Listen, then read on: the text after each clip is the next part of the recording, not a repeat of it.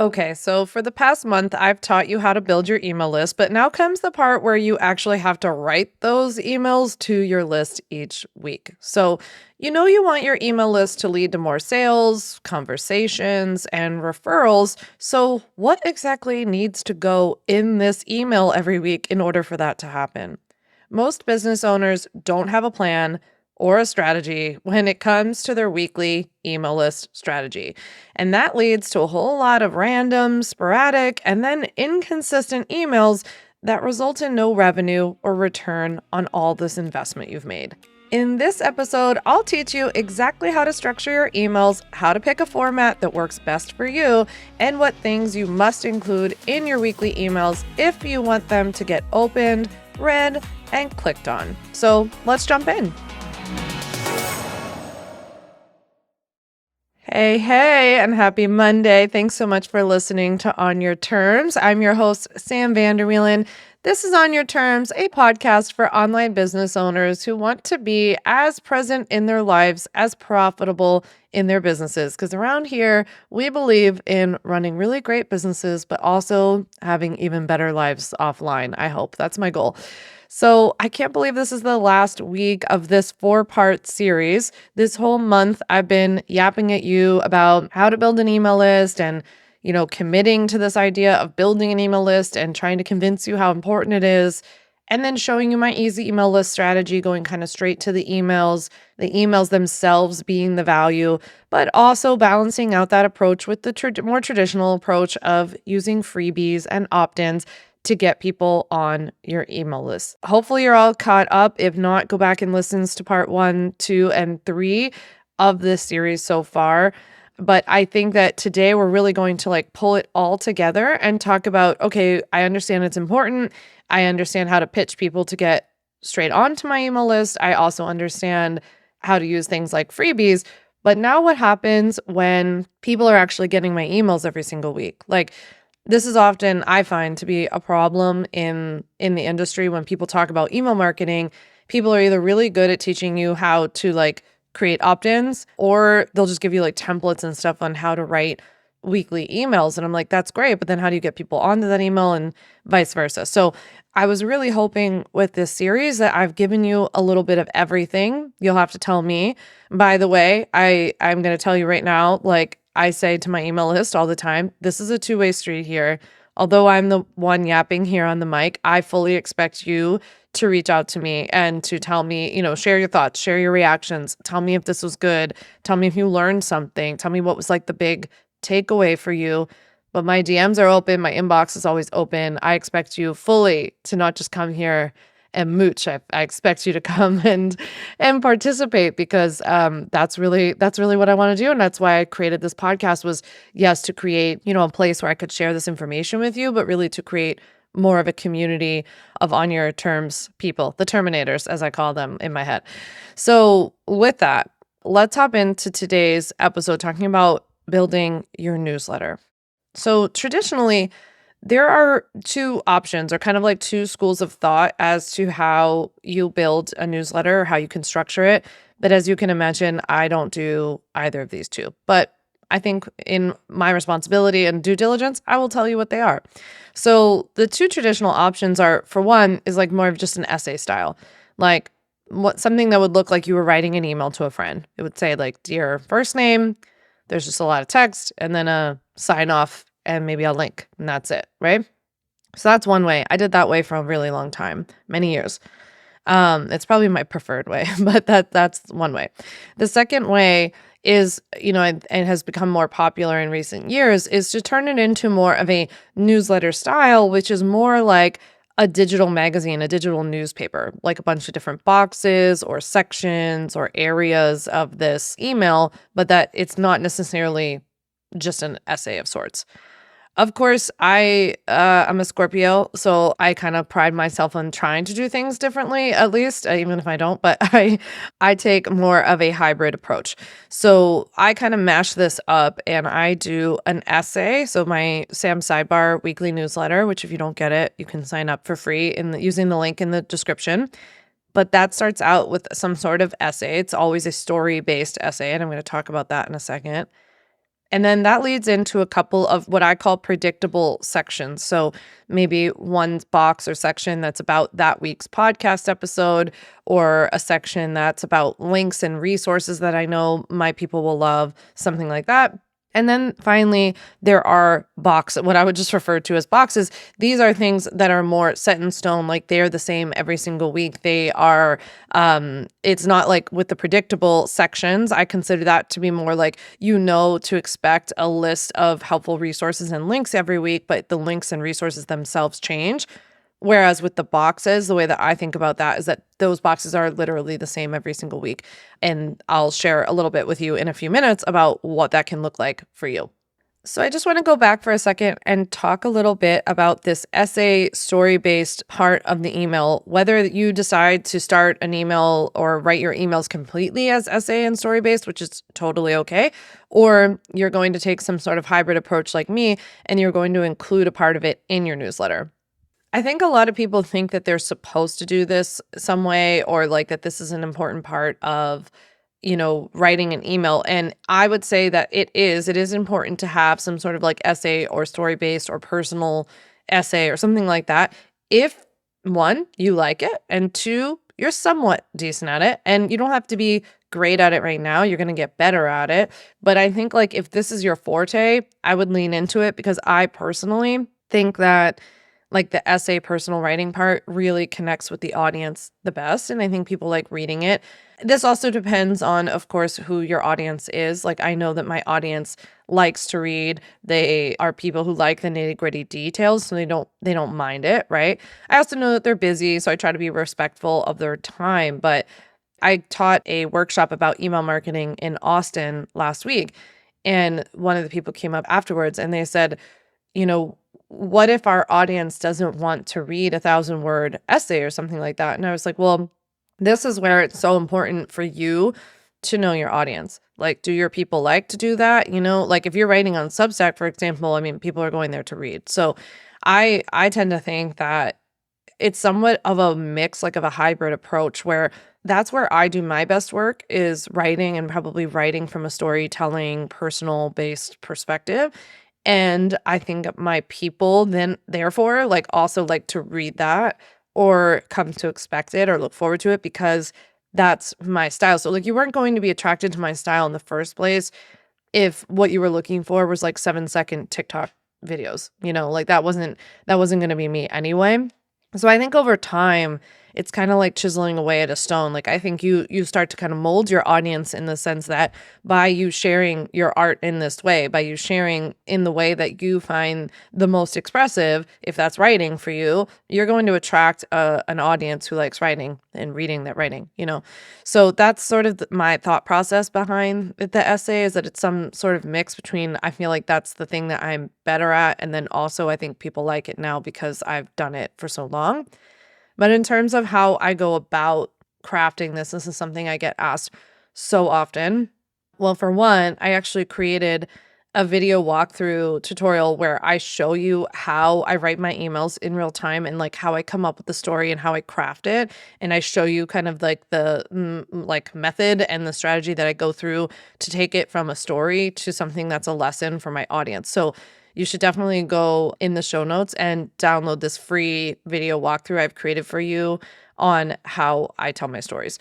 But I like to think of it in one of two ways. So the first way is that I will be out and about, which doesn't happen often. I don't leave the house as much as I should. But when I do leave the house, I am like number one human observer. So I see everything. I notice everything. And so when I will see something happening in a store or in a park, or when I'm taking a walk, the way that my brain works is that when I see that thing happen, I kind of instantly convert it into like, oh, that's just like this. Like it becomes a metaphor in my brain.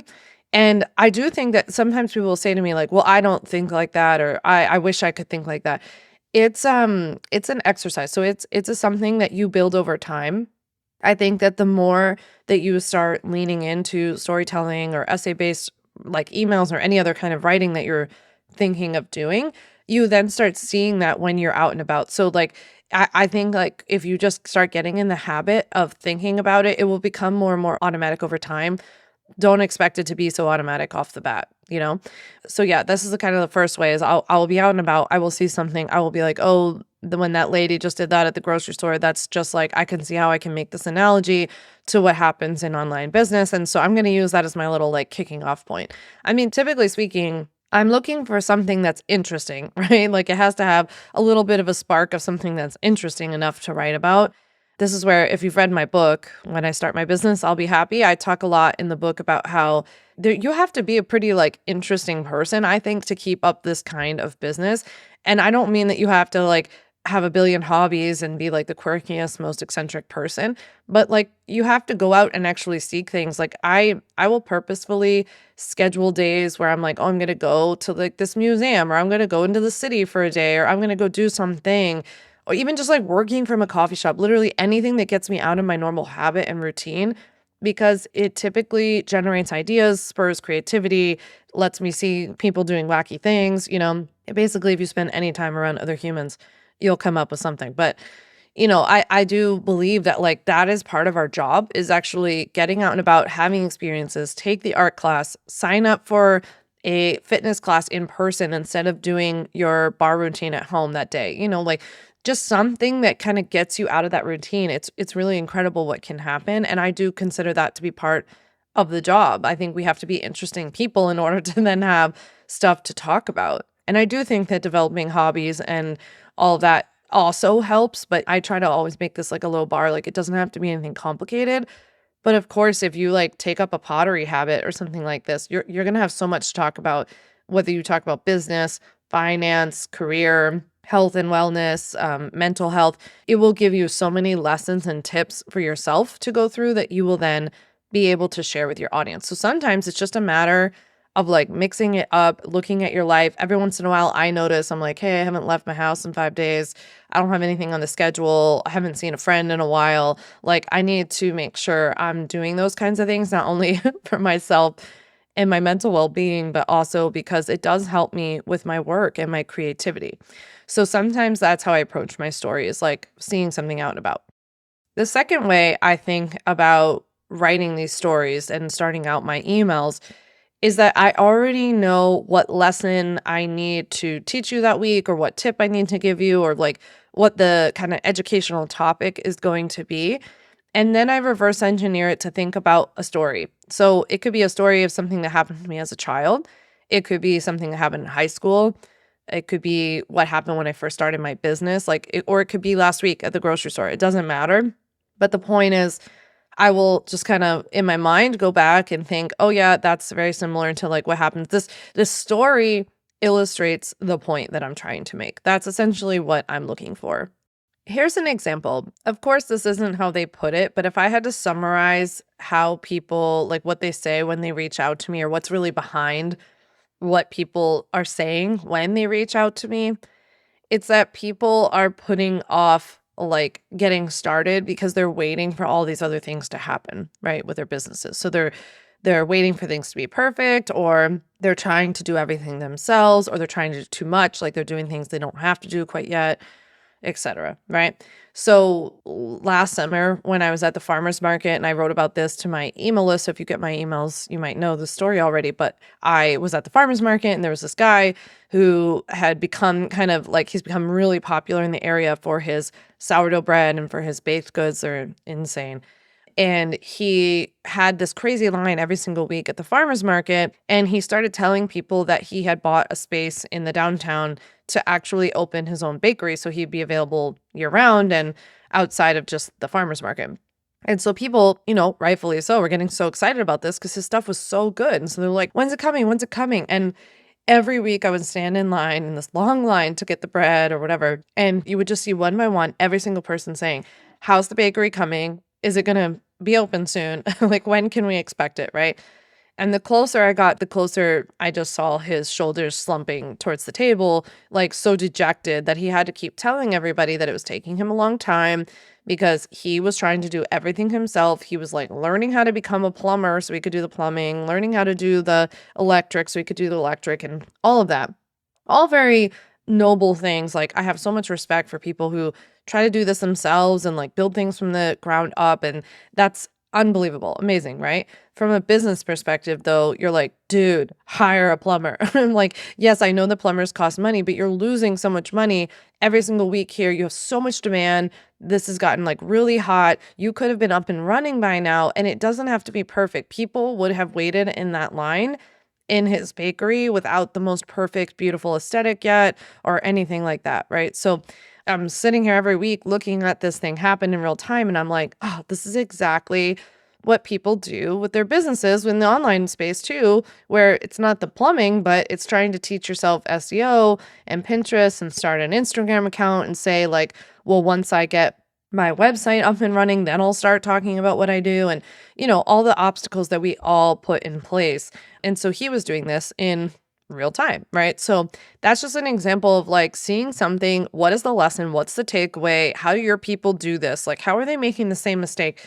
Sometimes it's just helpful to show people like how they're making a mistake or where they're getting tripped up, a myth that they're buying into, something like that in a just like totally separate example from what you teach because they can see it in someone else, but maybe not themselves. And then once you tell that story, like when I told this story about the baker, everybody wrote back and was like, oh my God, yeah, I can see how, yeah, it's not the plumbing for me, but like I can see how I'm doing that. I see my own plumbing, right? I see where I'm trying to learn to become an electrician and a plumber while also like having to be the only baker and like the best baker. And he's like milling his own flour and everything else, which is so admirable. But like you can't be all of those things and get this thing off the ground, right? So I think that it just helps people to see that example so that they can see that within themselves. That's sort of how I go around that essay. Of course, it's deeper than that, and there's a way that I like make transitions and all these kinds of things. I would love it if you would just give me the opportunity to visually show you, since I created a freebie for you that's in the show notes, just showing you my email walkthrough of how I write my emails. So go ahead and download that. If you haven't yet, make sure you go down in the show notes and click the link to download the free workbook that I've created for you for this How to Build an Email List series. Because in this workbook, I'm not only outlining every single thing that I'm talking about in this episode so that you don't need to take notes, so you can put the pen down, your hand can stop cramping. I've put it all for you in a free workbook. I've also added sections for you anywhere in this episode where I've prompted you to reflect on something or to keep track of data. I have put all of those sections into a free workbook for you, all about how to build your email list. So click the link in the show notes to download the free workbook now.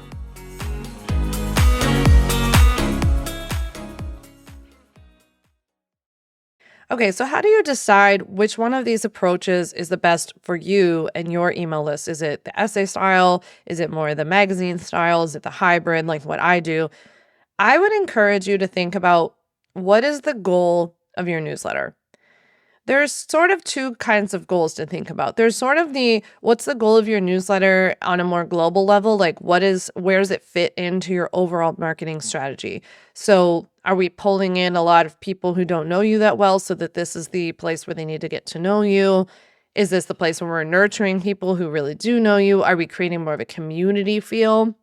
I think there's that whole set of goals. Like that's more where does this fit into the ecosystem goal? On the other hand, there's the goal of each weekly newsletter. And I would say I sort of switch up my goal every single week, but that kind of dictates what the structure is like or how long the essay is or what I'm focused on. So every single week when you're writing your newsletter, before you write a word, think, what is the goal of this newsletter? This one right here. Of course, there are many different goals that you can cycle through, but there are three main ones that you could choose from every single week when you write a weekly newsletter. And that's buy, engage, or click, right? So am I writing this email because I am going to write an email and my goal of this email is to get them to buy something at the end of it? Is it because I want them to engage? Do I want them to hit reply and say something or leave a comment or something if you're on Substack? Or am I asking them to click on something? Maybe that's clicking to watch your latest YouTube video or listen to your latest podcast episode or click on a link so that they segment themselves so you get some tagging and know more about their interests and what they're there for. Like there are so many different goals of every email. Every once in a while, yes, I have more than one goal. I will sometimes say hit reply and let me know X, Y, or Z. And I will also include a link to my podcast episode in the body of that email saying, go listen to this podcast episode. I would say like more when I started, the common thought process was one call to action, like one focus per email. I have personally seen that shift over the years and people now have more than one. I think if you get more than several, you start to spread yourself thin, and that can be a little bit difficult. But I think even just you spending the time before you start writing to think, like, what is the point of this email? Am I asking them to go listen to this podcast episode? Or today, am I just really focused on getting responses because I need them to respond to this and like get some feedback or boost my engagement score with the Google gods or something? Or I'm sending out a survey to my email list. And so today, the main focus is just getting them to click on that survey and take the survey. That's it, right? Like, I think it just helps to get you to focus and then tighten up from there. Because now that you know your goal, if your goal is to get them to listen to this podcast episode, for example, maybe you think about a story that relates to the topic of your podcast episode, and then the call to action is your podcast episode. So it'll just help you to tighten up exactly what you're talking about. And this is how we start to build a more strategic approach. I said at the top, like a lot of people go into this like really random and throwing spaghetti at the wall. This is how we don't do that, because we know ahead of time, like, this is the goal. Therefore, this kind of story makes sense. This length makes sense. This is where the link needs to go, all that kind of stuff. Now, speaking of links, I thought I would pause for a second to give you a little bit of a hot tip here. When I first started my newsletter, the thought process was to never link to other people's stuff or to outward bound links, because you really wanted to keep people in your own ecosystem. I would say just a couple of years ago, as newsletters became really popular and kind of more of this like magazine style, it almost swung the other way, where everybody was linking to tons of other people's stuff and all these outward bound links like New York Times articles. And I don't know, if it were me, like maybe it would be articles on the United States Patent and Trademark Office's website and stuff like this. Like lots of helpful resources, but not my own stuff, not on my own site, not my own content, right? I think that we've seen a little bit of a swing back to at least the middle, where you should primarily focus on your own links and not links to a lot of other people's stuff.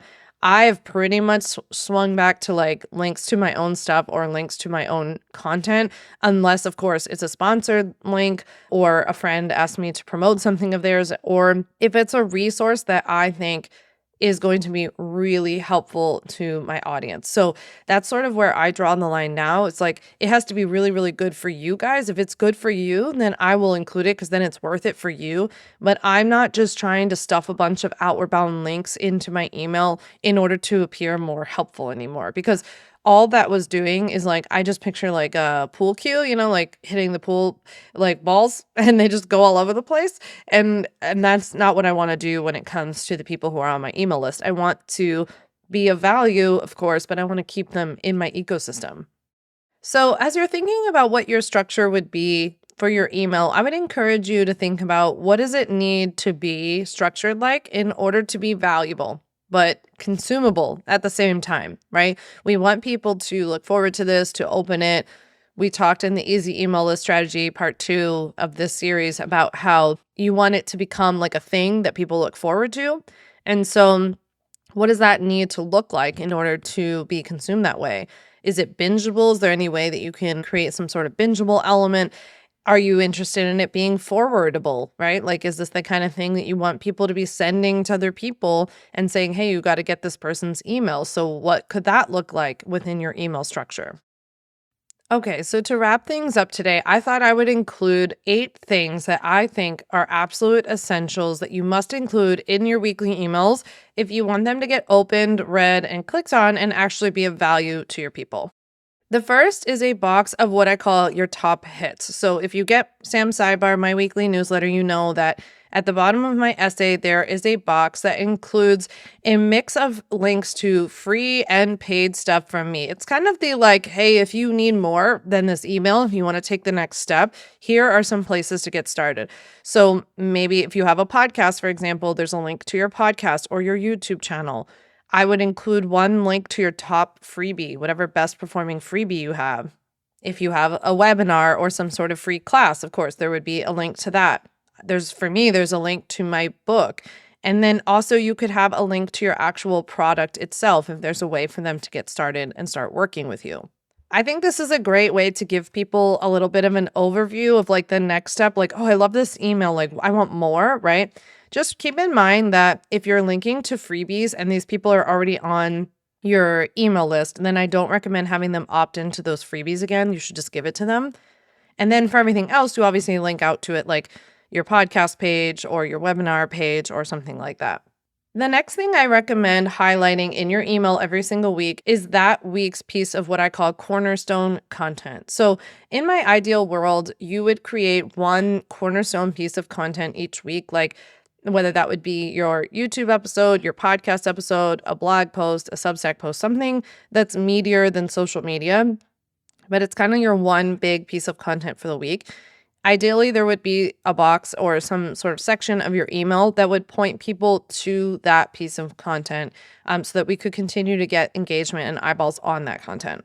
The third thing that should be in your email every single week is some sort of reflection or prompt for engagement, whether that is in your actual essay itself. Like I will often end my essay with hit reply and tell me the answer to X, Y, or Z. The more specific that you make it and kind of smaller lift that you make it, the more people will respond. I also, as I did at the top of this episode, I like to call out my audience. This is my style and I think it works for my people too, but like I will often say like, hey guys, this is not a one-way street and I expect for you to engage. So like get your typing fingers ready and hit reply. Like I'll make a joke of it. That often works and gets people to reply. I will call it out and be like, hey, I'm doing all this work here. Like I want to hear back from you. I want to know if this is helpful. I want to know if it resonates, like what part of this was most helpful. So you can try that too if you feel like that's more your personality, or just work on improving your engagement language. Like sometimes people will just be like, I love to hear from you, like hit reply. No one's going to respond to that. But if you write an email with like 5 tips or something like that, you can say, hit reply and let me know which one of these you're going to implement by Friday. Like I think something super specific like that can get a lot of people to respond. The fourth thing that should be in every email is a link for other people to subscribe to your email in case they got this email from someone else. So let's say you get my weekly emails, but you forward it to your friend Lauren because you think Lauren's going to love Sam's Sidebar. And now Lauren gets your forwarded email, but she's like, how do I sign up for this? Well, there's a link right in my email that says, did someone forward you this? Sign up here. So that's a really important link to have in your email. Obviously, you know, I was going to share this fifth one, but you have to have an unsubscribe button at the bottom of your email. You have to have your mailing address, any mailing address where you can receive mail for your business. It doesn't have to be the address that you signed up with your business for, or it doesn't have to be your home address or anything like that. It can be a P.O. box, all that kind of stuff. But legally speaking, yes, you do have to have that at the bottom of every email. The sixth thing that you have to have, and not just have, but have a good one, is a subject line. Okay, so yes, obviously you need to write subject lines. You need to practice subject lines. Subject lines are so hard. I feel like I've only kind of gotten in my groove recently, but like last week I wrote a really bad one. So sometimes it just happens, and you really have to experiment with them. Personally, I like playing with using people's first names in the subject line. I like formulating subject lines as the thing that I know that you really want. So like if I was writing this email, I would maybe put like your first name, like Lauren wants 5,000 new subscribers, or Lauren just got 10K subs on her email list or something like that. Like I would maybe play around with creating a subject line around the thing that I know, the outcome I know you want. I know that my friend Tarzan K, incredible copywriter, she often plays with the idea of using question marks. So she likes to make a similar prompt, like a similar type of subject line, but then she'll throw a question mark at the end of it to create sort of an open loop. So people have all different kinds of things. You can go the more practical route and just say like 10 ways to grow your email list, you know, or something like this. It can be more descriptive, like a blog post. But I personally tend to find that the more intriguing they are, the more of the open loop curiosity I play into, the more they get open and engaged with. The seventh thing, and the thing that I feel like people just never talk about and typically don't touch, but so important, is the preview text. So This is the text that people see in that first line of an email before they open it. This can be so important. Now, when you write preview text, you want to consider what your subject line is and kind of make it the natural follow-up to the subject line. So I like to think like if I was writing that subject line that was the like Lauren just got 10K subs on her email list, maybe I would make the preview text like she did it without using any freebies, because then you'd be like, wait, what? How'd she do that? Right? Or like you wouldn't believe how easy it was, or like it's because she followed the tips inside this email. Like those are just a couple things off the top of my head of how I would sort of make it relate to the subject line and continue that open, curiosity loop situation. The eighth and final thing I would do to make sure my weekly emails are great is get in the habit of reading it aloud. So, if I learned anything from writing a full-fledged book, it was to stop self-editing as I write. So, I think the biggest change in my like day-to-day writing habit is that now when I write, I just write like free flow, write, don't edit as you write, don't like keep stopping and doing all, just write the dang thing. Then I read through and I do edit. I edit, I chop down, I make shorter, I fix obviously mistakes and problems and all of that. But at the final stage, what I do before I hit send on these emails is that I read them aloud. Reading them aloud is a game changer because, first of all, in order to write good emails, the emails need to sound like how you would talk. And oftentimes when I go to say it aloud, I'm like, that sounds so awkward. And then I just think of a friend and I'm like, how would I say this to my friend? And then I just rewrite the sentence that way. That is so helpful to me. This is also really helpful, by the way, on the front end. If as you're writing, if you're really stuck on something, just close your eyes and say what you're trying to say out loud and just write it down without questioning it and being like the grammar police. Just write it down. That is often a really good way to make your emails more readable, more engagement worthy, more interesting, because people don't want to read a treatise. They want to read something like they're talking to a friend. Every once in a great while, the grammar police will come for me, or I'll get a nasty email being like, I can't believe you don't even understand how to do this with a preposition and blah, blah, blah. It's like, yeah, I do that on purpose. I mean, I'm not thinking of it that way, but I am not trying to write perfectly. I'm trying to write as if you and I sat down for coffee and we were talking about business, because that's what I want my newsletter to feel like. I don't want it to feel like a treatise, or I don't want it to feel like I'm talking down to you or I'm some like English professor. I'm trying to make it just be like, this is me. I'm imperfect. And by the way, that's like such a fabulous lesson for business, is like your shit doesn't need to be perfect in order for you to do well. And that the more that you continue to focus on that, you're not going to do well because you're too hung up on the details. Like the person who was writing me that email, I bet does not have a super successful business because they're sitting there worrying about prepositions and not connecting with their audience. And I bet you that their audience doesn't care about prepositions unless their audience is an audience full of English professors, which in that case, I guess so. Knock yourself out. But personally, I found that reading aloud has been like the best thing that's changed like the tone of my email. It's also where when you start to say things out loud, you're like, oh, I see, I just repeated myself, or like that just sounded too long, or it doesn't sound like me, or whatever. So you'll be able to make it a lot better that way.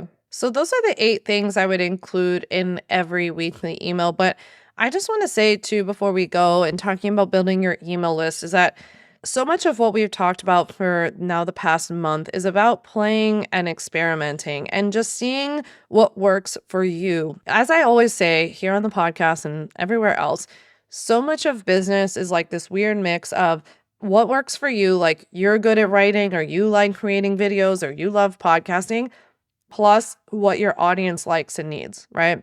It really does take both, because you're not going to show up and do the best work that you can, and you won't show up consistently the way that you need to in order for something to actually take off and be successful. And then obviously the audience won't like it either. So it really has to be this mix. And like my hope for you is that you can let go of some of the rules, of some of the shoulds, of some of the like, I heard you have to do it this way, and just play and see what works. And at the same time, you can't play every single week, right? I don't recommend having like one structure one week and then another structure in the next week, and then 3 weeks later you choose a different, because then you're never going to be able to gather enough data to understand what does work for you, let alone for your audience.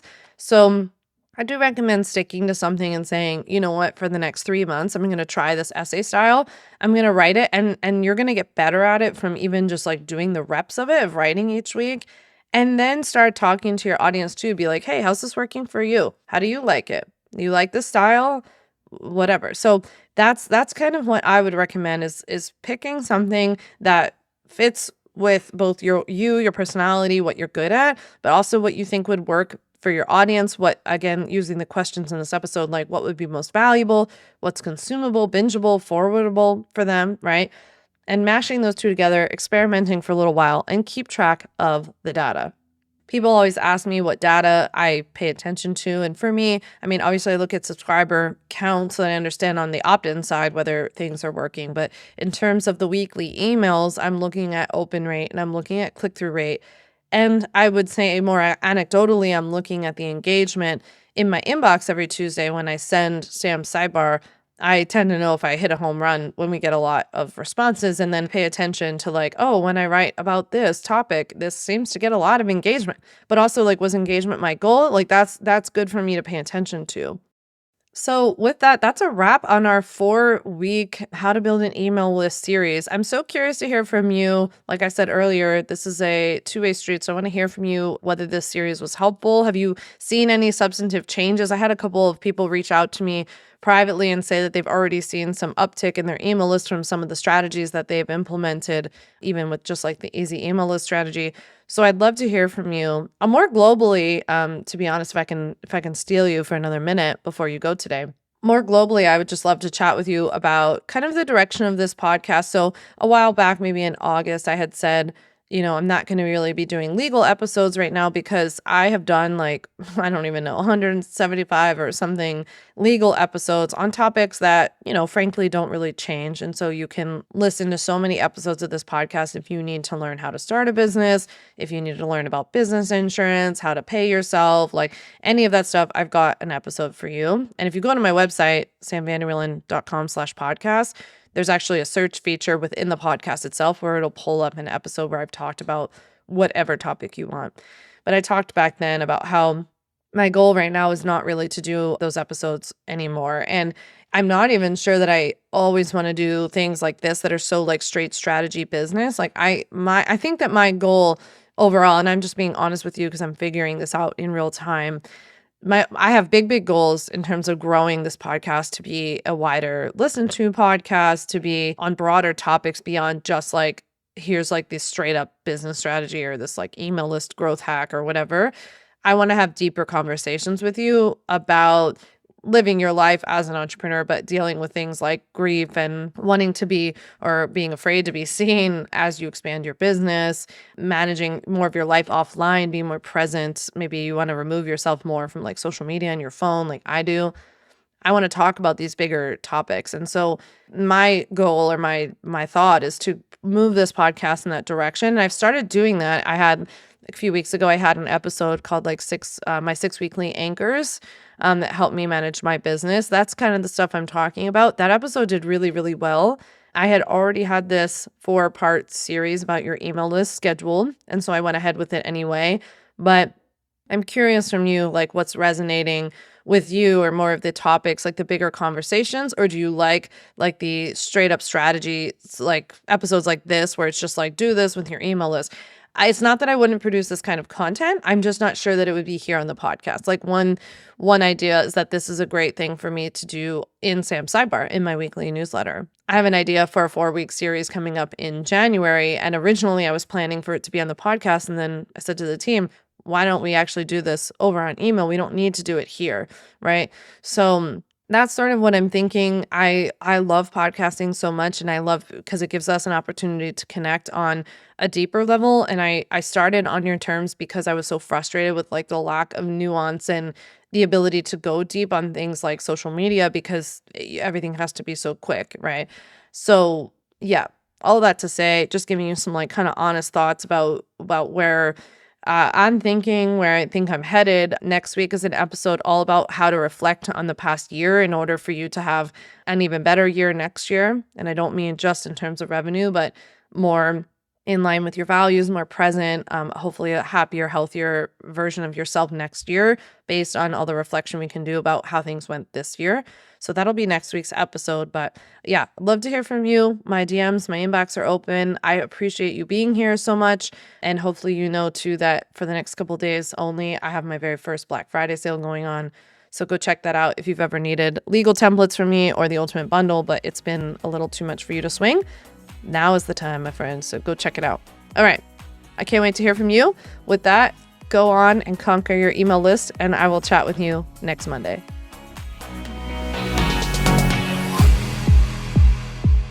Thanks so much for listening to the On Your Terms podcast. Make sure to follow on Apple Podcasts, Spotify, or wherever you like to listen to podcasts.